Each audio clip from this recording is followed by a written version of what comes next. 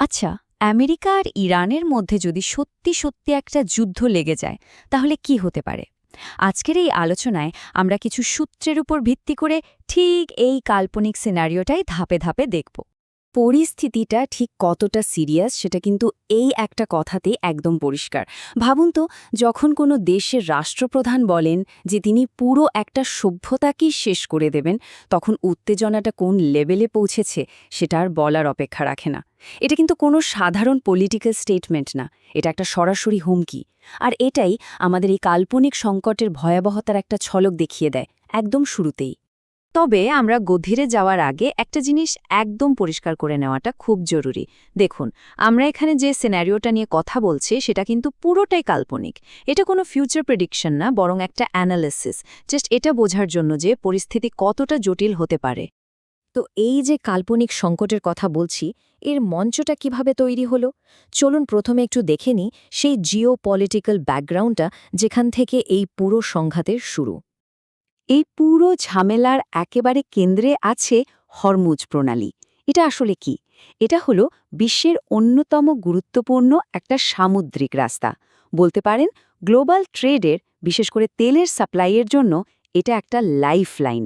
তার মানে বুঝতেই পারছেন, এই জায়গার কন্ট্রোল নিয়ে যদি সামান্যতম উত্তেজনা তৈরি হয়, তাহলে সেটা পুরো বিশ্বের অর্থনীতিকে একদম নাড়িয়ে দিতে পারে। এই সিনারিওতে ঝগড়াটা ছিল একদম পরিষ্কার। আমেরিকার দাবি ছিল ইরানকে এখনই হরমুজ প্রণালী খুলে দিতে হবে। ওদিকে ইরান সেই দাবি সরাসরি নাকচ করে দিল। আর তার ফলে দুই দেশের মধ্যে একটা সরাসরি সামরিক সংঘাতের পরিস্থিতি তৈরি হয়ে গেল। বলতে পারেন সংকটের আসল শুরুটা কিন্তু এখান থেকেই। একটা চাপা টেনশন তো চলছিলই, কিন্তু সেখান থেকে পরিস্থিতিটা কিভাবে সরাসরি একটা মিলিটারি অ্যাকশনে চলে গেল। চলুন এবার দেখি কোন সেই স্ফুলিঙ্গটা ছিল যেটা এই বারুদের স্তূপে আগুন লাগিয়ে দিল। ঘটনাগুলো ঘটল খুব দ্রুত, একদম পরপর। প্রথমে ইরানের আকাশে একটা আমেরিকান F-15 ফাইটার জেটকে শুটডাউন করা হলো। তারপর সেই প্লেনের পাইলট বেঁচে গেলেও তাকে ধরে ফেলল ইরানের সেনারা। আর এর জবাবেই আমেরিকা নামিয়ে দিল তাদের স্পেশাল ডেল্টা ফোর্সকে একটা হাই রিস্ক রেস্কিউ মিশনের জন্য। ব্যাস, এই তিনটে ঘটনাতেই পরিস্থিতি একেবারে হাতের বাইরে চলে গেল। এত সব মারামারির মধ্যেও কিন্তু ডিপ্লোম্যাসির জন্য খুব ছোট্ট একটা সুযোগ তৈরি হয়েছিল। কিন্তু সমস্যাটা হলো সেই সুযোগটা ছিল খুবই অল্প সময়ের জন্য। ভাবা যায়, যুদ্ধ শুরু হতে আর মাত্র ৯০ মিনিট বাকি। আমেরিকার দেওয়া ডেডলাইন প্রায় শেষ হয়ে আসছিল।